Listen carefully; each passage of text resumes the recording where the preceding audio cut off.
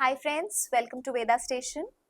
आज हमारे पास है mister Anupam Jha, who is a successful entrepreneur. उन्होंने 5 साल सोलर इंडस्ट्री को अपना टाइम दिया है and he has grown up a big startup, जिसका ऑफ कोर्स सर नाम नहीं लेने देंगे, but he has grown a big startup of 100 CR and he has successfully exited from there. And right now he is working in another of his big venture. Of course, that will turn out to be surely very nice. All the best to you, Anupam, for that. So let's talk to Anupam about the solar industry today. So Anupam, solar industry आज की date में आपको क्या लगता है, कैसे काम कर रही हो और कैसा उसका राइज हुआ इंडिया में? क्योंकि जैसे हम देखते हैं कि ये जो सारी नई नई चीजें होती हैं ये वेस्टर्न मार्केट्स में ज्यादा आती है, तो इंडिया मार्केट में कैसे इंट्रोड्यूस होगी? सबसे पहले तो आपको थैंक यू यहाँ पे इनवाइट करने के लिए। और मैं आपको बताऊं कि सोलर इंडस्ट्री जो है वो काफी बूम पे है इस टाइम। का रीजन क्या है कि अभी जो इलेक्ट्रिसिटी का बिल है वो काफी ज्यादा हो गया है और सोलर पैनल के जो रेट है वो काफी रिड्यूस हो गया है। ओके। अगर आप पिछले 1 साल की बात करें तो 1 साल में लगभग आधा रेट हो गया है। ओके। अगर कोई कंज्यूमर 1 साल पहले सोलर का सेटअप लगाता था तो उसको 40 से 45 हजार रुपए पर किलोवाट का सिस्टम लगता था, जो आज के डेट में 25 से 30 हजार रुपए तक पर किलोवाट आ गया है। तो ऑलमोस्ट इसके प्राइस में जो है वो 50 से 60% जो है वो रिड्यूस हुआ है कॉस्ट। और उस कंडीशन में आप देखें कि इलेक्ट्रिसिटी का जो बिल है वो डेली जो है वो बढ़ता जा रहा है। तो इसलिए ये इंडस्ट्री बहुत अभी इस टाइम पे बूम पे है। दूसरा, गवर्नमेंट की जो एक स्कीम चल रही है अभी, पीएम सूर्यघर योजना। ओके। पीएम सूर्यघर योजना में गवर्नमेंट इसमें सब्सिडी जो है वो मिल रहा है कस्टमर्स को। अगर हम मोटा मोटी बात करें तो सबसे ज्यादा जो सोलर लगता है वो रेसिडेंशियल में 3 किलोवाट और 5 किलोवाट लगता है। ओके। ठीक है। तो इस पे जो गवर्नमेंट की सब्सिडी है वो सेंट्रल गवर्नमेंट की सब्सिडी है हर जगह पे 78,000। और जो स्टेट गवर्नमेंट की सब्सिडी है वो कई स्टेट में 52,000 है, कई स्टेट में 30,000 है। 30,000 तो हाई है। तो अगर अपन पूरे कॉस्ट की बात करें तो लगभग 1,08,000 रुपया जो है वो सब्सिडी मिल जाता है। 1,08,000? 8,000 की सब्सिडी मिल जाता है। और 3 किलोवाट का जो पूरा सिस्टम का कॉस्ट होता है वो 1,80,000 रुपया होता है। तो कस्टमर को ओनली फॉर 72,000 रुपीज देने हैं। और ये जो हम कस्टमर्स की बात कर रहे हैं, ये रिटेल की बात कर रहे हैं कि बी टू बी की बात नहीं, कर मैं रहे हैं? कंज्यूमर की बात कर रहा हूँ। कंज्यूमर्स की बात कर रहे कंज्यूमर हैं। सेंट की बात कर रहा हूँ मैं आपसे। तो इसमें ये भी किया है गवर्नमेंट ने कि जो 72,000 जो वाला जो पार्ट है, कॉस्ट है, उसमें भी 100% कंज्यूमर को लोन हो जाता है। ओके। तो उनका कुछ भी नहीं लगता अगर कस्टमर को ये बताया जाए कि आप इसका लोन करा लीजिए और पूरा पूरा सिस्टम 3 साल में फ्री हो जाता है। तो और जो सोलर पैनल का लाइफ है वो 30 इयर्स का है। तो आगे का जो 27 साल है, 27 इयर्स है, उसको फ्री में इलेक्ट्रिसिटी मिल रहा है। तो गवर्नमेंट का इसमें फोकस है कि हम ज्यादा ज्यादा पावर प्लांट ना लगा करके थोड़ा इन्वेस्टमेंट अगर हम सब्सिडी के जरिए कंज्यूमर तक दे देते हैं तो इलेक्ट्रिसिटी की सेविंग जो है वो काफी ज्यादा हो जाएगी। ओके। तो इसमें जब हम बात करते हैं कंज्यूमर्स की, तो क्या सेविंग्स जो कंज्यूमर की होती है और जो बी बिजनेस होते हैं, बी टू बी बिजनेसेस, इसमें डिफरेंट होता है सब्सिडीज में? हाँ, अभी हम बात कर रहे हैं, अगर कंज्यूमर पे बात करें तो इसमें 2 टाइप का होता है, रेसिडेंशियल और कॉमर्शियल। हाँ। अगर रेसिडेंशियल में बात करें तो 3 किलोवाट से लेकर के 10 किलोवाट तक, 1 किलोवाट से लेकर के 10 किलोवाट तक गवर्नमेंट की सब्सिडी है इसमें। और अभी कॉमर्शियल में कई जगह जैसे अपार्टमेंट होते हैं, इसमें गवर्नमेंट ने 30% सब्सिडी किया हुआ है। स्कूल्स में किया हुआ है, कॉलेज में किया हुआ है, यूनिवर्सिटी में किया हुआ है। तो उस पर भी काफी सब सब्सिडीज दे रही है गवर्नमेंट, जिसके कारण अभी पैनल का जो कॉस्ट है वो काफी नीचे आ जाता है। ओके। ओके। तो ये जो फैक्ट्रीज हमारे लगाते हैं, हमारे एंटरप्रेन्योर्स होते हैं, राइजिंग एंटरप्रेन्योर्स होते हैं, फैक्ट्रीज लगाते हैं, मिल्स लगाते हैं, इसमें भी सोलर पैनल के वही बेनिफिट्स होते हैं? यस, सोलर पैनल के सेम बेनिफिट्स हैं सब जगह। इसमें टैक्स में भी गवर्नमेंट ने टैक्स स्लैब में भी छूट दिया है। तो वहां पे भी 30% तक इसमें इनकम टैक्स में जो है वो छूट मिलता है, रिबेट मिलता है, जिसके कारण आज के डेट में सोलर बहुत ही सस्ता हो गया है। अगर आप देखें तो एज यूजुअली रिन्यूएबल एनर्जी में 30 इयर्स तक आपको लाइफ मिल जा रहा है, 30 ईयर तक का प्रोडक्शन मिल रहा है। इसमें एक बड़ी अपॉर्चुनिटी ये भी है कि जिनके पास बहुत सारे लैंड हैं वो लोग अपना क्या करते हैं, सोलर पार्क लगाते हैं। ओके। सोलर पार्क लगा करके गवर्नमेंट को इलेक्ट्रिसिटी सेल करते हैं। इसके लिए एक पीपीए होता है, पावर परचेज एग्रीमेंट होता है। गवर्नमेंट से पहले पावर परचेज एग्रीमेंट कर लेते हैं और वो 30 इयर्स तक हम इलेक्ट्रिसिटी उनको सेल करते हैं। ओके। और उस पे गवर्नमेंट 95% तक जो है वो सारी बैंकें लोन कर देती है। ओके। और लोन जो होता है वो लगभग 9 से लेकर के 10% के बीच में हो जाता है। उनका प्लांट 5 ईयर में फ्री हो जाता है और आगे का जो 25 साल है वो उनके लिए एक बहुत बड़ा रेवेन्यू का सोर्स बन जाता है। तो अनुपम, जैसे आपने बताया, ये लैंड परचेज करके पूरा अपना सोलर पार्क बना देते हैं, तो जनरली जब हमारे दिमाग में इलेक्ट्रिसिटी आती है तो हाई वोल्टेज करंट्स आते हैं, राइट? जी अब अगर एक पार्क में बना रहे हैं तो ये पार्क में रेजिडेंशियल एरिया के बीच में पार्क होगा, राइट? हो सकता हो आधे पार्क को ही उन्होंने आउटसोर्स किया हो सोलर पैनल बनाने में और आधे पार्क बच्चे के लिए दे दिया हो। तो क्या ये किसी भी तरीके से हार्मफुल हो सकता है कि अगर कोई और यूसेज में वो पार्क जा रहा है, सिंपल रिटेल में, बच्चों के खेलने के लिए या किसी भी और यूज में? देखिए, इसमें दो तरह की चीजें होते हैं। जो सोलर पैनल हम पार्क में लगाते हैं, अमूमन जो आप लोग पार्क में देखते हैं और कई जगह अपन देखते हैं कि खाली जगह में बहुत बड़ा पार्क लगाया गया है और सोलर सोलर पार्क लगाया गया है, इसमें दोनों में क्या डिफरेंस होता है कि जब अपने घर के आसपास कोई सोलर पैनल का पार्क लगाया जाता है, चाहे अपने पार्क में लगाया जाता है, जहाँ बच्चे खेलते हैं वहां लगाया जाता है, तो वो इलेक्ट्रिसिटी हम खुद यूज करते हैं। और अगर हम कहीं लैंड, कहीं पे बहुत बड़ा लैंड है, क्रॉस लैंड खाली है, वहां पे जो हम सोलर पार्क लगाते हैं, वो इलेक्ट्रिसिटी हम गवर्नमेंट के डिस्कॉम तक पहुंचाते हैं। तो वहां पे हाई टेंशन लाइन होती है, वहां पे एसटी लाइन यूज होती है। बट अपन जो सोलर पार्क में यूज करते हैं, ये अपन घर में यूज होता है, तो ये बच्चों के लिए बिल्कुल भी हार्मफुल नहीं है। बिल्कुल भी जो इनके रेडिएशंस होते हैं रेडिएशंस हार्मफुल नहीं हाँ, इसमें कोई भी प्रॉब्लम नहीं है, ग्रीन एनर्जी में आता है। होते। इनके जो सोलर रेडिएंस है, इससे कोई भी हार्मफुल रेज जो है वो नहीं निकलते हैं। Okay, okay, okay. तो अनुपम, ये कॉन्सेप्ट ही क्यों आया सोलर का? क्लाइमेट की वजह से आया कि क्लाइमेट में बहुत ज्यादा रेडिएशन हो रहा था, या कॉस्टिंग की वजह से? आपको क्या लगता है ये कॉन्सेप्ट क्यों इंट्रोड्यूस हुआ और अब इतना ग्रो क्यों हो रहा है? क्लाइमेट चेंज की वजह से आया था? दो तीन चीजें हो सकती हैं जो मेरे दिमाग में आती हैं, climate change, costing, more usage of electricity, कि बहुत ज्यादा इलेक्ट्रिसिटी यूज हो रही थी, इस वजह से हमें सोलर को इंट्रोड्यूस करवाना। देखिए, सोलर को इंट्रोड्यूस करने का जो सबसे बड़ा रीजन है, और ये बूम पे इसलिए है, गवर्नमेंट इसलिए इसको सपोर्ट कर रही है कि हम जब हम पहले इलेक्ट्रिसिटी प्रोड्यूस करते थे, तो उसमें कोल बहुत लगता है, कोयला बहुत लगता है, और कोयले का हमारे पास ना बहुत लिमिटेड सोर्स है। ओके, ठीक है। दूसरा, जो कोल से जब इलेक्ट्रिसिटी हम जनरेट करते हैं ना, तो उसमें हमारा जो इन्वायरमेंट है, इसमें बहुत सारे रेडियंस जो निकलते हैं, वो हमारे लिए बहुत हार्मफुल होता जी है। जी, बिल्कुल बिल्कुल। और जो सोलर एनर्जी है, सन एनर्जी है, ये जो उसको हम इलेक्ट्रिसिटी में जब कन्वर्ट करते हैं, तो उससे कोई भी इस तरह के हार्मफुल रेज नहीं होते हैं, और ये हमारे पास अनलिमिटेड है। सन का जो हमारे इंटेंसिटी मिलता है, ये तो अनलिमिटेड है। हम इसको जो है इलेक्ट्रिसिटी में यूज कर लेते हैं, तो हमारे लिए एक बहुत बड़ा फैक्ट ये होता है कि जो हम कोल जो यूज कर रहे थे, जिससे हमारे वातावरण पूरा पॉल्यूटेड हो रहा था, हम उसको सेविंग करते हैं, हम अपनी लाइफ को सेविंग कर रहे हैं। रिन्यूएबल रिसोर्सेज पूरे के पूरे सेव हो रहे हैं, पूरे सेव हो रहे हैं हमारे आज के डेट में। दूसरा, आप देखिए कि इससे नॉन रिन्यूएबल एनर्जी इस तरह से काम कर रहा है कि कोल ही नहीं, अगर आप देखें पेट्रोल डीजल को भी ये सेव करने के काम आ रहा है। हमारे कई कस्टमर्स हैं जिन्होंने अपनी ईवी गाड़ी खरीदी है और सोलर लगाया है, और सोलर को ईवी से वो चार्ज करते हैं, तो उनका वहां पे पेट्रोल डीजल भी बच रहा है, और वो अपने घर में भी इलेक्ट्रिसिटी यूज कर रहे हैं, और कार को भी उसी से यूज कर रहे हैं। तो हमारे यहाँ पे पेट्रोल भी बच रहा है, डीजल भी बच रहा है, कोल भी बच रहा है। तो ये आने वाला टाइम जो है, आप अगर 2030 तक देखें, 2030 तक हमें लगता है कि इंडिया में 80% जो है वो सोलराइज हो जाएगा, जिस तरह से सोलर एनर्जी पे काम चल रहा है, जिस और तरह से इसका गवर्नमेंट ज्यादा यूसेज आप कहाँ देखते हो? आप रूरल एरिया में ज्यादा यूसेज देखते हो अभी फिलहाल, जो इनका मार्केट शेयर कैसे डिवाइडेड हो रहा है, रूरल में देखा जाए और अर्बन में देखा जाए? देखिए, अगर आप अर्बन की बात करेंगे, तो अर्बन में तो जगह ही नहीं है सोलर लगाने के लिए। हर आदमी का क्या है, अपार्टमेंट में रहते हैं, अपार्टमेंट में तो जगह ही नहीं है कि सोलर वहां पे लगाया जाए। तो ज्यादा जो इसका फ्यूचर है आने वाला टाइम में, ये रूरल में बहुत ज्यादा है। और लोग क्या कर रहे हैं, रूरल में सोलर पार्क लगा रहे हैं, वहां पे इलेक्ट्रिसिटी गवर्नमेंट को सेल कर देते हैं वो। और वो, जैसे हम आपको एक छोटा सा एग्जांपल के साथ बताते हैं, जैसे हमने कई सारे सोलर पार्क लगाए हैं, उसमें हमने पीपीए जो किया है गवर्नमेंट के साथ, वो 3 रुपया 11 पैसे का किया है। ठीक है। और वही इलेक्ट्रिसिटी हमसे गवर्नमेंट 3 रुपए 11 पैसे की खरीद रहे हैं, और वही इलेक्ट्रिसिटी हम लोगों को शहरों में, अर्बन एरिया में 6 रुपए 7 रुपए यूनिट तक हम लोगों को मिलता है। तो गवर्नमेंट इसमें क्या है ना, कि बहुत ज्यादा पैसा उनके पास भी इनकम आ रही है, गवर्नमेंट के पास, इसमें गवर्नमेंट भी अपना पैसा बना रही है कहीं ना कहीं पे। तो जीएसटी से ज्यादा पैसा तो इसमें बन रहा है, जीएसटी से पैसा ज्यादा बन रहा है। ओके, सो अब अगर शिफ्ट करें कि क्योंकि हमने बहुत ज्यादा कंज्यूमर्स के बारे में बात करी है, तो अब अगर जो आप ये सब कह सकते हो टेक शिफ्ट हुआ है, जो एक नॉर्मल बैटरी बना रहा था बंदा, क्या कहते हैं इसमें, इंडस्ट्रीज में मैन्युफैक्चरर्स, अब वो सोलर बैटरी बना रहे हैं। तो ये टेक शिफ्ट कैसे हुआ? देखिए, करने में कितनी उनको चैलेंजेस फेस करने पड़े? देखिए, टेक्नोलॉजी का शिफ्ट इसलिए हुआ है कि हमारे पास ना लिमिटेड सोर्स हैं, हमारे पास जगह जो है, जो लैंड है, वो बहुत कम है। तो उसमें क्या किया गया, सबसे पहले जो स्टार्ट हुआ था सोलर इंडस्ट्री, वो पोली पैनल से हुआ था। ठीक है। और उस टाइम जब सोलर बनाया गया था, तो इतना बड़ा नहीं था।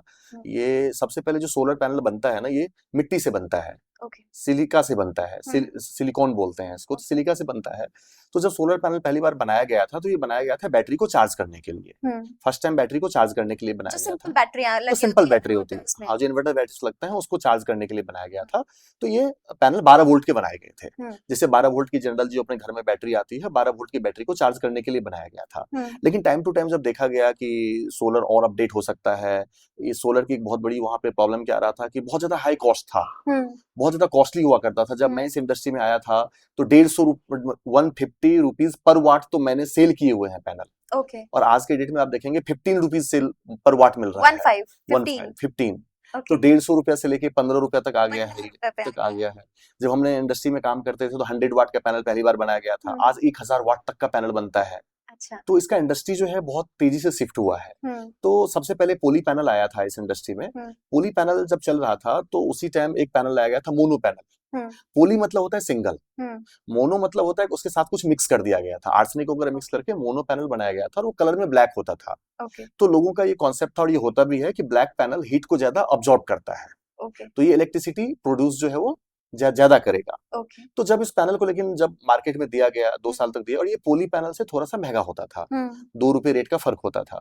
तो लेकिन मोनो पैनल में एक छोटा सा प्रॉब्लम क्या था कि उस टाइम जब भी हम लगाते थे तो 50 डिग्री से ऊपर, जब भी 50, इंडिया में कई दिन ऐसे होता है कि 50 डिग्री सी से टेम्परेचर ऊपर चला जाता है। जी बिल्कुल। तो जब 50 डिग्री सी से टेम्परेचर ऊपर जा रहा था तो सोलर पैनल काम करना बंद कर देता था। तो हम लोग जो ईयरली कैलकुलेशन लगाते थे सोलर में, वो लगभग पोली पैनल का और मोनो पैनल का बराबर सही आता था। अच्छा। क्योंकि कुछ दिन सोलर पैनल जो मोनो पैनल था वो हाई टेम्परेचर के कारण वो वर्क नहीं करता था और पोली पैनल उसमें वर्क करता था। तो मोनो क्रिस्टलाइन की जो टेक्नोलॉजी थी वो धीरे धीरे बाजार से आउटडेटेड हो गया, जिसको अच्छा बताया गया था।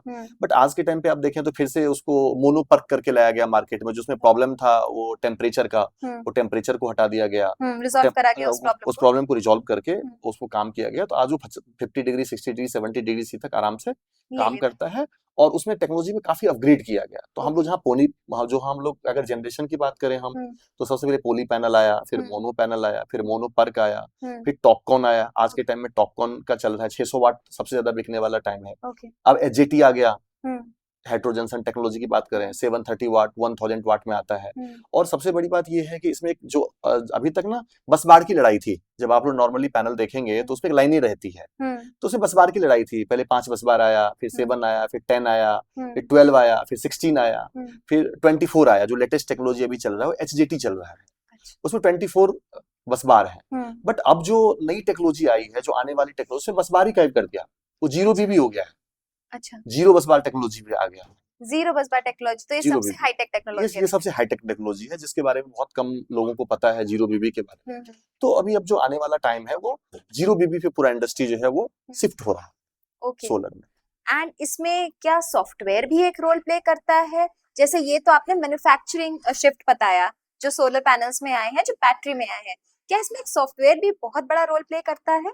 देखिए, सॉफ्टवेयर का कहीं ना कहीं जहाँ पे हम बड़े पार्क लगाते हैं, सोलर का बड़े पार्क लगाते हैं, तो सबसे पहले हमारी जो टीम होती है या हम लोग होते हैं वहां पे ये देखते हैं कि सन की इंटेंसिटी हमें कितना मिलेगा।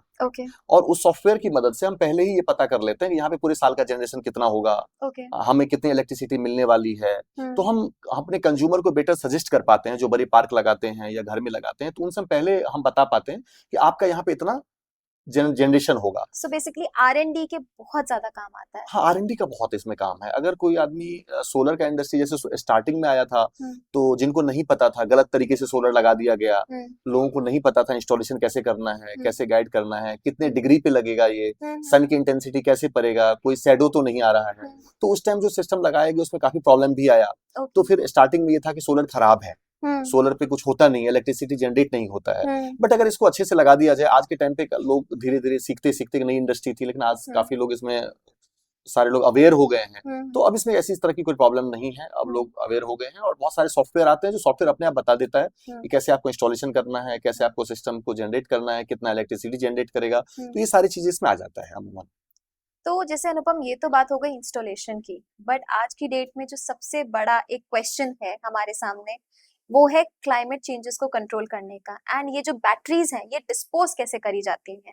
जो एक ट्रेडिशनल बैटरी होती थी उसमें हम देखते थे कि डिस्पोज में काफी सारे चैलेंजेस फेस करने पड़ते थे एज अ नॉर्मल गवर्नमेंट भी and as a normal person भी, कि वो जब डिस्पोज होते थे तो बहुत सारा वो नॉन रिन्यूएबल एनर्जी या रिन्यूएबल एनर्जी का कचरा टाइप क्रिएट करते थे, वो गार्बेज क्रिएट करते थे, जिससे हमारा क्लाइमेट बहुत ज्यादा इफेक्ट होता था। तो क्या ये जो सोलर बैटरीज आई हैं, इनको डिस्पोज करने का एक सेट प्रोसीजर है, एक सेट प्रोसेसेस हैं जो हमने क्रिएट कर रखे हैं इनलाइन, जिससे इनको डिस्पोज करने में हमारे क्लाइमेट को कोई इफेक्ट ना हो? देखिए, हम आपको पहले थोड़ा सा इससे पहले क्लियर कर देते हैं कि सोलर में दो तरह के सिस्टम होते हैं, एक होता है ऑन ग्रिड, एक होता है ऑफ ग्रिड। ठीक है, ऑन ग्रिड में कोई बैटरी नहीं लगती है, उसमें ऑन ग्रिड में बैटरी नहीं लगती है। बट ऑन ग्रिड का एक छोटा सा प्रॉब्लम क्या है कि जब आपके घर की इलेक्ट्रिसिटी चली जाती है तो ये सिस्टम काम करना बंद कर देता है। अगर आपने कितना भी इन्वेस्टमेंट कर रखा है और आपके घर में सोलर लगा हुआ और बिजली नहीं आ रही, तो आपके घर में बिजली नहीं आएगा, तो बिजली नहीं आएगी, नहीं आएगी।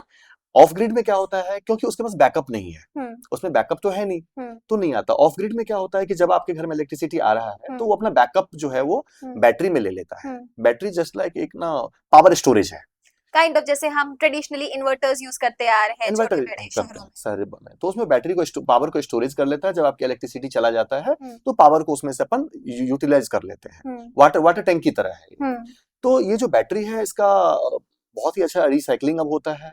इसकी जो लेड है, जो बैटरी है, हम लेड पे 100% हम उस लेड को यूज कर लेते हैं एक बैटरी से दूसरी बैटरी बनाने में। प्लास्टिक को यूज कर लेते हैं उसमें, और इसमें गवर्नमेंट की बहुत सारी पॉलिसीज हैं, जिस पॉलिसीज को मैंडेट कर दिया गया है और उसको हम बहुत अच्छे से रिसाइकलिंग करके दूसरी बैटरी बना ले, तो आज के टाइम पे डिस्पोज करने में इसको कोई इशू नहीं है। एक नई टेक्नोलॉजी लिथियम बैटरी आया है, इसके डिस्पोज में थोड़ी बहुत अभी इशू है, गवर्नमेंट उसके लिए जो सारी नॉर्म्स बना रही है। बट अभी लिथियम नया आया है, मार्केट में इंट्रोड्यूस हुआ है, उसकी लाइफ 5 to 7 ईयर है। तो अब जब बैटरी लगेगा 5 साल बाद आएगा, तब तक गवर्नमेंट इसका कोई ना कोई सोल्यूशन इसका निकल जाएगा। इसकी रिसाइकलिंग की व्यवस्था भी अपने पास बहुत ज्यादा नहीं है, लिथियम आयन बैटरी रिसाइकलिंग की व्यवस्था। बट उसके पहले के जो हैं बैटरीज, उनकी हम अच्छे से रिसाइकिल कर लेते हैं। उसमें हम आपको बताएं तो 50% कॉस्ट जो है बैटरी का, वो हम रिकवर कर लेते हैं। अगर कोई जनरल कस्टमर के लिए 10,000 की बैटरी है तो 5,000 रुपए का स्क्रैप हमें मिल जाता है। हम उस बैटरी का 5,000 रुपए का स्क्रैप मिल जाता है, उसको रीयूज कर सकते हैं, दूसरी बैटरी यूज कर लेते हैं, बिल्कुल यूज कर लेते हैं। ठीक, अच्छी बात है। तो जैसे अगर हम ये बिजनेसेस की बात करें, अब आपने इतनी सारी चीजें बताई हमें बैटरी के बारे में, और हम जानते हैं कि इंडिया बहुत ही ट्रेडिशनल वे में अगर बात करें तो पहले ये बैटरीज अपने से खुद से नहीं बनाता था, मैन्युफैक्चर नहीं करता था, ये हम दूसरी मार्केट से मैन्युफैक्चर करते थे, वेस्टर्न मार्केट से, एशियन मार्केट से, जो कि चाइना एक बहुत बड़ी मार्केट है, वहां से हम इंपोर्ट करके लाते थे ये सारी बैटरीज। और रिसेंटली जो हमारे प्रधानमंत्री आए हैं, उन्होंने नए नए इनिशिएटिव्स लिए हैं, मेक इन इंडिया का बहुत ज्यादा ट्रेंड चल रहा है, एंड हमने स्टार्ट कर दी है मैन्युफैक्चर करना। तो ये तो हमारी नॉलेज है जो हम न्यूज में पढ़ते हैं, आपकी ऑन ग्राउंड बताइए, आपका क्या मानना है? अभी भी हम इंपोर्ट कर रहे हैं कि मेक इन इंडिया में एक्चुअली बात है? अगर हम लेड एसिड बैटरी की बात करें, जिसमें आपको लेड एसिड बैटरी में और इजीली समझाता हूँ, जिसमें पानी लगता है, जिसमें एसिड डालते हैं। अगर लेड एसिड बैटरी की बात करें तो इसमें हम सबसे बड़े एक्सपोर्टर हैं, इंडिया सबसे बड़ा एक्सपोर्टर है वर्ल्ड वाइड। ठीक है, देखिए जनरली जब हम बात करते हैं इंपोर्ट करने की तो एक ही कंट्री बचता है, आप जानते हैं, मैं नाम नहीं लेना चाहूंगा, एशियन कंट्री बचता है। तो वहां पे ना ये पूरी तरीके से लेड एसिड बैटरी बैन है बनाना। गवर्नमेंट नॉर्म्स में उन्होंने क्या किया है, इन्वायरमेंट उसके कारण, पोल्यूशन के कारण वहां पे बैटरी बैन है। तो एक जो पूरी अफ्रीकन मार्केट है, जो पूरा मार्केट है, उसका पूरा का पूरा जो ध्यान है वो बैटरी में, अगर लेड एसिड बैटरी में करें तो इंडिया सबसे बड़ा एक्सपोर्टर है लेड एसिड बैटरी में। लेड एसिड बैटरी में हम कभी इंपोर्ट नहीं किए। लेड एसिड बैटरी हमने कभी इंपोर्ट नहीं किया। हमने जो इंपोर्ट करते थे हम एसएमएफ बैटरी करते थे, जो सील्ड मेंटेनेंस फ्री बैटरी होता है, जिसमें हम पानी नहीं डालते हैं। और आज के टाइम में अगर लिथियम बैटरी की करें तो लिथियम बैटरी भी हम पूरा का पूरा अभी तक तो हम इंपोर्ट ही कर रहे हैं, यहाँ पे कुछ कर नहीं कर रहे। लेकिन लेड एसिड बैटरी में हमारा सबसे बड़ा बोलबाला है, वर्ल्ड वाइड में सबसे ज्यादा बैटरी इंडिया से एक्सपोर्ट करते हैं। तो जो नई वाली टेक्नोलॉजी आई है, ये पूरा का पूरा हम खुद भी बना रहे हैं, मैन्युफैक्चर कर रहे हैं, तो इसमें कॉस्टिंग का बहुत ज्यादा फर्क होता है, क्या प्ले करती है? देखिए अभी अगर हम बात करें लेड एसिड बैटरी और लिथियम बैटरी की बात करेंगे तो लिथियम बैटरी लगभग 1.5 टाइम्स महंगा है। बट उसमें एक अच्छी बात क्या है ना कि देखिए आप अपने घर में लगाते हैं तो वो कोई हार्मफुल नहीं है। आपके बच्चे हैं घर में तो बच्चों के लिए हार्मफुल नहीं है वो, आपको उसमें एसिड डालने की जरूरत नहीं है, कोई पानी डालने की जरूरत नहीं है, मेंटेनेंस फ्री बैटरी है, उसकी लाइफ बहुत अच्छी है। तो अब धीरे धीरे जो टाइम है वो लेड एसिड बैटरी, जैसे पैनल में मैं आपको बताया कि टेक्नोलॉजी शिफ्ट हुआ है, उसी तरीके से अगर बैटरी की बात करें तो लेड एसिड बैटरी से पूरा का पूरा जो टेक्नोलॉजी है वो लिथियम बैटरी की तरफ चेंज हो रहा है। और ये हम बना रहे हैं अपने घर में? हाँ, लिथियम बैटरी हम लोग बना रहे हैं, और कुछ हमारा अभी जो लिथियम बैटरी का सेल है वो हम बहुत ज्यादा इंपोर्ट कर रहे हैं अभी। यहाँ पे बेसिकली हम लोग जो है असेंबलिंग कर रहे हैं, असेंबलिंग कर रहे हैं लिथियम आयन बैटरी की। और लिथियम आयन बैटरी से भी आगे आने वाली टेक्नोलॉजी है वो हाइड्रोजन बैटरी है। ओके सोडियम बैटरी है। ओके तो ये लगातार टेक्नोलॉजी पे काम चल रहा है। आने वाले टाइम में हाइड्रोजन बैटरी आने वाला है, सोडियम बैटरी आने वाला है। तो हमें ये लगता है कि हमारा जो कॉन्फिडेंस है वो हमारा हमेशा पावर स्टोरेज में बना हुआ रहेगा। और एक चीज हम और बताएं, जैसे अभी हम ऑन ग्रिड ऑफ ग्रिड की बात कर रहे थे, तो कई शहरों में जो बड़े शहर हैं उन शहरों में क्या कर दिया गया कि इलेक्ट्रिसिटी का रेट अलग अलग कर दिया गया है। ठीक है कि आप डे में कंज्यूम करेंगे तो ये इलेक्ट्रिसिटी का रेट है, और नाइट में कंज्यूम करेंगे तो ये इलेक्ट्रिसिटी का रेट है। तो अब आने वाला जो टाइम है पूरा पूरा हाइब्रिड का है, जहां पे लोग क्या करेंगे कि डे टाइम में सोलर रहेगा, तो आप सोलर से क्या करेंगे, इलेक्ट्रिसिटी को स्टोरेज करेंगे, पावर स्टोरेज कर लेंगे लिथियम आयन बैटरी में। और नाइट में जब आपका रेट ज्यादा होगा, इलेक्ट्रिसिटी का टैरिफ ज्यादा होगा, तो उस टाइम आप गवर्नमेंट की बिजली ना यूज करके जो आपके पावर स्टोरेज में इलेक्ट्रिसिटी होगा उसको आप यूज करेंगे। ओके तो जैसे ये इंपोर्ट एंड एक्सपोर्ट कर रहे हैं चीजें में, तो आपको क्या लगता है यहाँ पे, मतलब आप हमें बता सकते हैं, बेहतर बता सकते हैं कि इंडिया भी ज्यादा एक्सपोर्ट कर रहा है कि ज्यादा इंपोर्ट कर रहा है in case of batteries? And मेरा जो दूसरा क्वेश्चन रहेगा इससे लिंक्ड, वो ये रहेगा, जो आपने न्यूअर टेक्नोलॉजीज बताए वहां पे अभी हमारा देश कहाँ पर है? अभी मैन्युफैक्चरर्स हैं जो इन टेक्नोलॉजीज पे वर्क कर रहे हैं कि अभी भी हमें डिपेंडेंट होना पड़ रहा है, सिर्फ हम असेंबली लाइन ही इंडिया में स्टैब्लिश कर पाए हैं? देखिए, अगर हम सोलर पैनल की बात करें या बैटरी की बात करें, तो बैटरी में हमें देखिए नई टेक्नोलॉजी पे हमारे पास कुछ भी नहीं है। देखिए, सेमीकंडक्टर हमारे पास है ही नहीं, और गवर्नमेंट को सबसे ज्यादा सेमीकंडक्टर पे ध्यान देने की जरूरत है। अगर सेमीकंडक्टर मैन्युफैक्चरिंग में हम पीछे रह जाएंगे तो हम कभी भी बहुत अच्छा नहीं कर पाएंगे, क्योंकि आप देखिए हर चीज में सेमीकंडक्टर्स यूज हो रहे हैं, चाहे घड़ी हो, चाहे आपकी गाड़ी हो, चाहे आपकी सब चीज हो, तो इसमें सेमीकंडक्टर्स यूज हो रहे हैं। तो अगर हम बात कर रहे हैं एक्सपोर्ट करने की, तो हम आपको बता दें कि बैटरी में, लेड एसिड बैटरी में हम किंग हैं, आपको पहले ही पता है एक्सपोर्ट करने में। एज सेम एज जो ये है, जो अपनी ये वाली इन्वर्टर है, जो नॉर्मल इन्वर्टर है जो अपने घर में लगता है, इसमें भी हम पूरी वर्ल्ड वाइड जो है हम एक्सपोर्ट कर रहे हैं। ये जो दो प्रोडक्ट हैं, एक तो लेड एसिड बैटरी और एक इन्वर्टर, ये इन्वर्टर सबसे ज्यादा जो एक्सपोर्ट होता है ना वो इंडिया से होता है। इसका रीजन क्या है कि जो दूसरे देश हैं उनके पास जो इलेक्ट्रिसिटी है उसमें ना उनकी फ्रीक्वेंसी बहुत अच्छी है। इंडिया की फ्रीक्वेंसी जो है ना उसमें काफी फ्लक्चुएशन है। तो यहाँ के कंडीशंस, इलेक्ट्रिसिटी कंडीशन से जो इन्वर्टर बनाए जाते हैं वो दूसरे देश में काफी जाके सक्सेस हो जाते हैं। वहाँ पे 50 हर्ट्ज में हम लोग काम कर रहे हैं, कई कंट्री में 45 हर्ट्ज पे काम हो रहा है, कई कंट्री में 55 हर्ट्ज पे काम हो रहा है। तो हमारी टेक्नोलॉजी जो है वो सब जगह पे, इन्वर्टर जो हमारा है वो बहुत सक्सेसफुल है। तो हम इन्वर्टर में, नॉर्मल इन्वर्टर में, और हम बात करें तो बैटरी में, लेड एसिड बैटरी में, इसमें हम एक्सपोर्ट में किंग है। सोलर पैनल की वहीं पे बात करें तो सोलर पैनल में हमारे पास कुछ भी नहीं है, अपने पास कुछ भी नहीं है। सारे सेल्स जो हैं वो दूसरे कंट्री से आते हैं, हम लोग यहाँ पे कुछ नहीं कर पा रहे हैं। यहाँ पे हम बस ओनली फॉर असेंबलिंग कर रहे हैं। बट कुछ ऐसी कंपनी है, गवर्नमेंट ने अभी काफी वो किया, जैसे हम अभी पीएम सूर्य घर योजना की बात कर रहे थे जिसपे सब्सिडी मिलता है, तो उसमें क्या किया गया है कि डीसीआर पैनल एक लगता है। डीसीआर का मतलब होता है डोमेस्टिक कंटेंट रिक्वायरमेंट। उसमें गवर्नमेंट ने क्या किया है कि वही सोलर पैनल पे हम सब्सिडी देंगे जिसका सेल इंडिया में बना हुआ। मीन्स 100% जो मेक इन इंडिया है उसी के ऊपर हम सब्सिडी देंगे। जो मेक इन इंडिया नहीं है उसके ऊपर हम सब्सिडी नहीं देंगे। तो उससे हमारे जो कई सारी कंपनीज हैं, जो स्मॉल प्लेयर्स हैं, हमारे जो स्मॉल प्लेयर्स हैं, या हमारे जो बड़े प्लेयर हैं, स्मॉल प्लेयर नहीं कह सकते, जो बिग प्लेयर है, उन्होंने सोलर सेल के लाइन भी लगाए हैं। तो उससे हमारा जो सोलर पैनल का जो मैन्युफैक्चरिंग है वो हमने उसमें काफी तेजी से हम आगे बढ़ रहे हैं सोलर पैनल में। तो अनुपम, अगर नंबर्स की हल्का सा बात करना चाहें तो अभी ये सोलर इंडस्ट्री आप कितना देखते हो, और अगले 5 साल में ये सोलर इंडस्ट्री आप कहाँ रीच करते हुए देखते हैं? देखिए, सोलर इंडस्ट्री की बात करें तो आपको बता दें कि प्रधानमंत्री जी आए थे कुछ दिन पहले राम मंदिर का उद्घाटन करने के लिए जी। उसी दिन इन्होंने ये पीएम सूर्य घर योजना लॉन्च किया था, और पीएम सूर्य घर योजना पे उन्होंने काफी फोकस किया। इससे पहले सोलर का इतना बड़ा बूम नहीं था, सोलर जानते थे लोग, सोलर लगाते थे, बट मोदी जी का जो फोकस है वो पीएम सूर्य घर योजना के बाद जो है, आपको बता दें कि आज के डेट में हर जो छोटा छोटा इंस्टॉलर है उसको भी डिस्ट्रिक्ट लेवल पे बुला करके डिस्ट्रिक्ट मजिस्ट्रेट, डीएम बात करते हैं कि आपने कितना सोलर लगा दिया, कितना इंस्टॉलेशन कर दिया। तो इस पे अभी गवर्नमेंट का बहुत ज्यादा फोकस है। उसके बाद जैसे गवर्नमेंट उसको फोकस करना स्टार्ट किया तो जनरल लोगों में अवेयरनेस आना शुरू हो गया। आप टीवी पे देखेंगे, न्यूज पे देखेंगे, पीएम सूर्य घर योजना के देखेंगे, आप अगर पेपर्स में देखेंगे, न्यूज पेपर में देखेंगे तो बड़ी बड़ी ऐड आ रहा है रोज का। तो लोग अब धीरे धीरे इस पे अवेयर हो रहे हैं। तो हम आपको बताएं कि 1 साल के अंदर ये इंडस्ट्री काफी चेंज हो गया है, प्राइस इसका काफी नीचे आ गया है, सब्सिडी मिलने लगा है। तो गवर्नमेंट का पूरा पूरा फोकस है 2030 तक पूरा इंडिया को सोलराइज करने का। तो 2030 तक तो इसमें बहुत ही अच्छा फ्यूचर है, चाहे बिजनेस को ले लें, चाहे कैसे भी करके ले लें, 2030 तक इसका बहुत अच्छा फ्यूचर है सोलर तो एनर्जी जैसे का। आपने बिजनेस की बात करी, तो अगर कोई एंटरप्रेन्योर इसमें एंटर करना चाहता है, तो काइंड ऑफ इन्वेस्टमेंट, एक एवरेज इन्वेस्टमेंट जो वो अपने दिमाग में लेकर चल सकता है, वो कितना इन्वेस्टमेंट लेकर चले और उससे वो रेवेन्यू कितना क्रिएट कर सकता है ऑन द फर्स्ट को और द सेकंड को?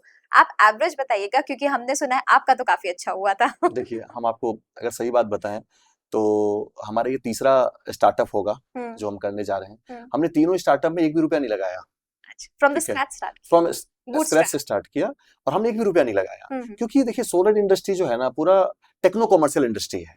अगर आप इसके टेक्नोलॉजी को समझते हैं और अगर आप इसको बहुत अच्छे तरीके से समझ जाएंगे तो इसमें आप छोटे लेवल पे जो स्टार्ट करना चाहते हैं, पहले तो सोलर को समझें, इसकी इंस्टॉलेशन को सीखें कि इंस्टॉल कैसे करते हैं, चीजें कैसे करते हैं।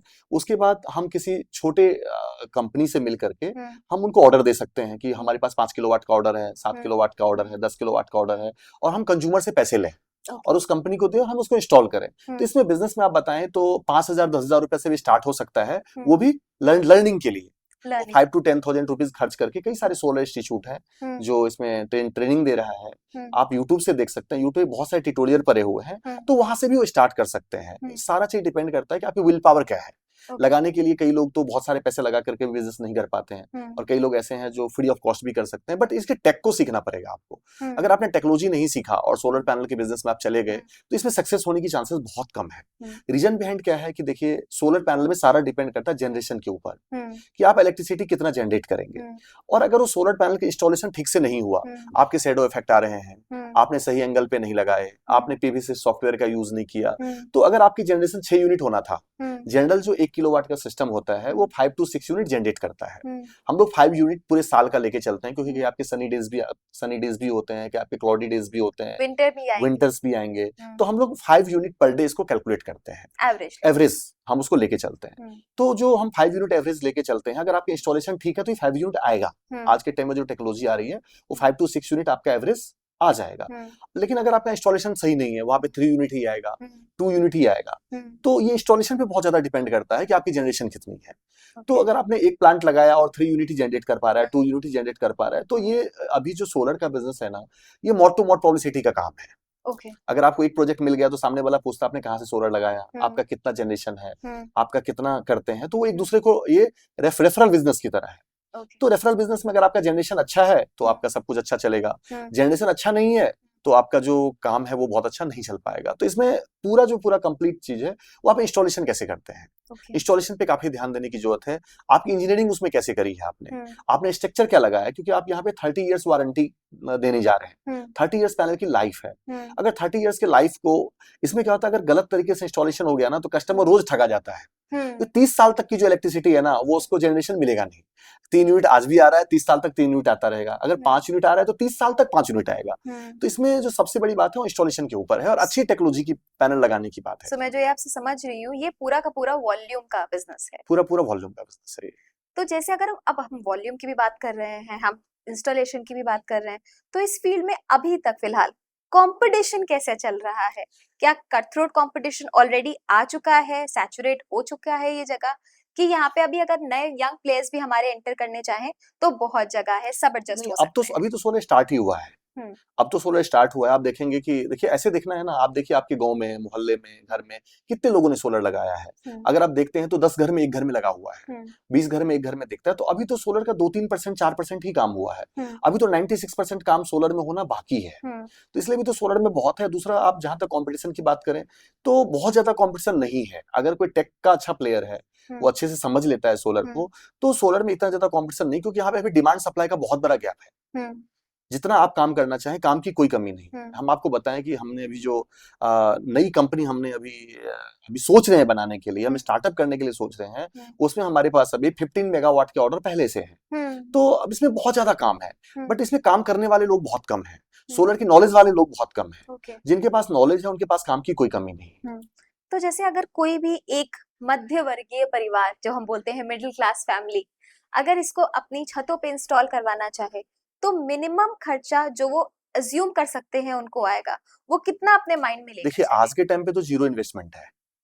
जीरो इन्वेस्टमेंट आपको सुनते ही ऐसा लगेगा कि हम क्या बोल रहे हैं कि सोलर, बिल्कुल क्योंकि बिल्कुल, मैं ये तो हाँ सरप्राइज हो गई सुन के। लोगों को ये लगता है कि बहुत महंगा है, बहुत हाँ कॉस्टली है, वहां पे जी। मैं जीरो इन्वेस्टमेंट कह रहा हूँ। तो मैं आपको थोड़ा सा समझाता हूँ पीएम सूर्य घर योजना हम्म गवर्नमेंट की क्या स्कीम है। हम्म उसमें क्या होता है, जनरली 3 किलोवाट का जो गवर्नमेंट का रेट है वो 1,80,000 रुपया है, हम्म ठीक है।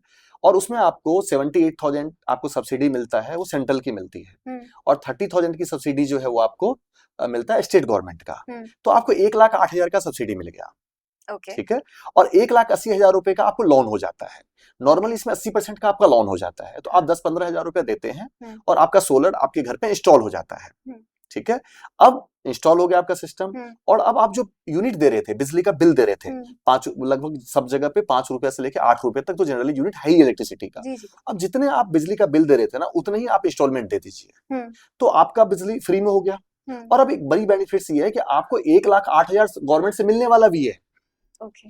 इलेक्ट्रिसिटी बिल जो आप दे और रहे ये थे, कितने टाइम में आता है गवर्नमेंट से? देखिए गवर्नमेंट से इनका सब्सिडी, टैट क्या होता अगर है? हम टैट की बात करें, अगर हम सेंट्रल गवर्नमेंट की बात करें, तो आज के डेट में तो यूपी की बात करें तो 15 डेज में मिल जा रहा है।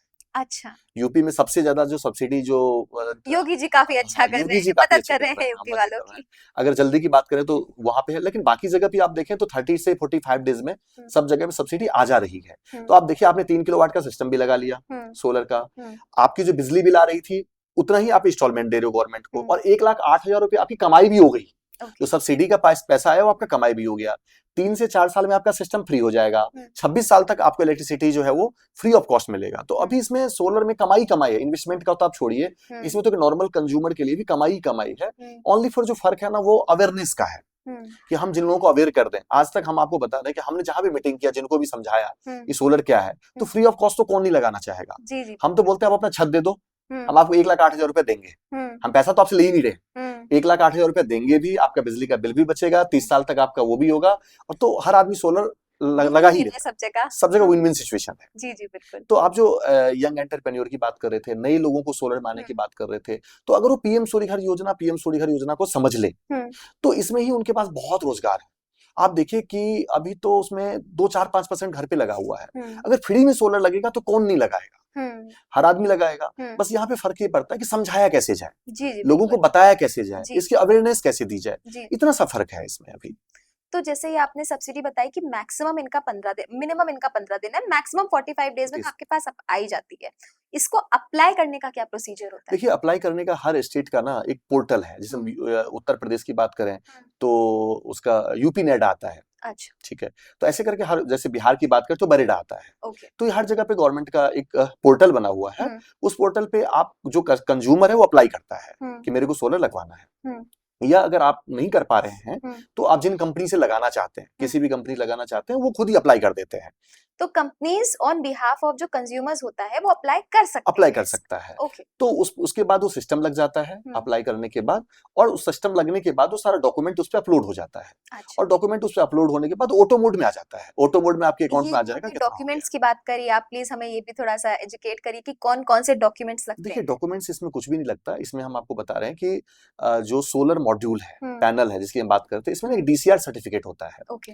इसमें डीसीआर मॉड्यूल लगता है, डोमेस्टिक कंटेंट रिक्वायरमेंट लगता है। इसमें नॉर्मल पैनल नहीं लगता है हम्म जो भी लगा रहे हैं अपन। इसमें डीसीआर पैनल ही लगाना होता है, उसी के ऊपर सब्सिडी मिलता है। तो उसके कुछ सर्टिफिकेट होते हैं, वो सर्टिफिकेट उस पर अपलोड हो जाता है पोर्टल पे। वो आप भी कर सकते हैं, हम भी कर सकते हैं, कोई भी कर सकता है, कोई भी कंज्यूमर कर सकता तो है। ये सर्टिफिकेट्स कंपनीज ही दे देती सर्टिफिकेट कंपनी देती है। जब आप मॉड्यूल परचेज है, करेंगे परचेज तो करते उसके साथ ही सर्टिफिकेट आता है। हैं। जी। हम सर्टिफिकेट अपलोड करते हैं, और साथ में बीआईएस सर्टिफिकेट होता है जो हम ऑन ग्रिड इन्वर्टर लगाते हैं उसका। बीआईएस सर्टिफिकेट सर क्या होता है? बीआईएस सर्टिफिकेट होता है जिसको गवर्नमेंट ने रिकमेंडेड किया है हाँ। कि बिना बीआईएस का, बीआईएस एक स्टैंडर्ड है ओके। बेसिकली। ये स्टैंडर्ड गवर्नमेंट जो कस्टमर है या जो कंपनीज है उनको फॉलो करना है। तो वो जो सर्टिफिकेट हम उस पर अपलोड कर देते हैं, अपलोड करने के बाद आपके पास एक मैसेज आता है कि आपका ये सक्सेसफुली आपका अपलोड हो गया है। उसके 15 दिन में आपके पास एक मैसेज आता है कि आपके अकाउंट में 78,000 जो है वो क्रेडिट हो गया है। अच्छा। और ये तो हो गया, आपको बताता हूँ सेंट्रल गवर्नमेंट का। हाँ। और 30,000 जो स्टेट गवर्नमेंट का है वो उसके 15 दिन में आ जाता है। तो 30 डेज में आपके पास 3 किलोवाट की बात करें तो 1,08,000 रुपए आपके पास सब्सिडी आ जाता है। अच्छा। और अगर कोई लोन नहीं लेना चाहता है इसमें तो ओनली फॉर उसके लिए जो सिस्टम है 3 किलोवाट का वो 72,000 रुपीज का कॉस्ट करता है, क्योंकि टोटल कॉस्ट 1,80,000 है।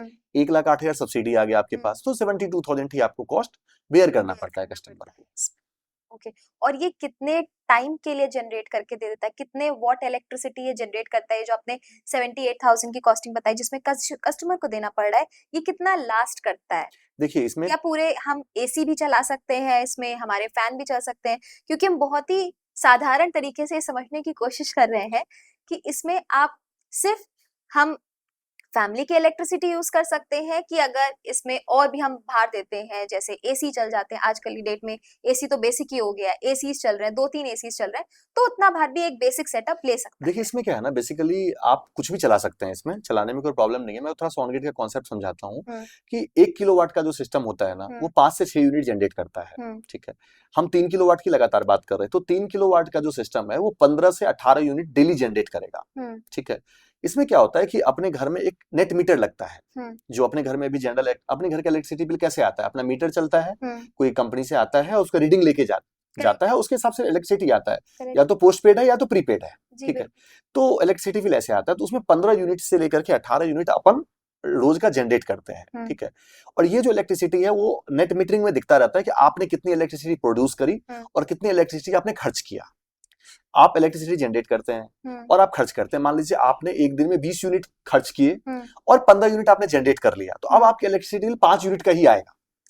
कभी कभी ऐसा भी होता है कि आप एक्सेस बिजली जनरेट करते हैं, मान लीजिए आपके घर में सोलर लगा हुआ है, जी जी। आप 1 महीने के लिए कहीं घूमने चले गए, टूर पे चले गए, तो आप इलेक्ट्रिसिटी यूज तो कर नहीं रहे, जी बिल्कुल, उस टाइम पे आपकी इलेक्ट्रिसिटी जनरेट हो रहा है। जी बिल्कुल। तो ये जो जनरेशन का पार्ट है, अगर आप एक्सेस बिजली जनरेट करते हैं तो गवर्नमेंट का हर महीने इसमें आता है कि जब आपके पास बिजली बिल आएगा तो उसमें ये एंट्री होती है कि आपने कितना जनरेट किया और कितना खर्च किया, तो वो एक्सेस और वो प्लस माइनस होता रहता है। अच्छा। अगर आप 1 महीने के लिए बाहर चले गए थे और आपने 20 यूनिट जनरेट कर लिया है तो आपने गवर्नमेंट को एक्सेस बिजली दे दिया है। तो आने वाले टाइम में तो ये होगा कि हर महीने आपके पास पैसे आएंगे, अगर आप इलेक्ट्रिसिटी जनरेट करते हैं और जितना आपने इलेक्ट्रिसिटी जनरेट किया है उसका पैसे आपको गवर्नमेंट देगी, आपने गवर्नमेंट को जितना बेचा है वो पैसा मिलेगा।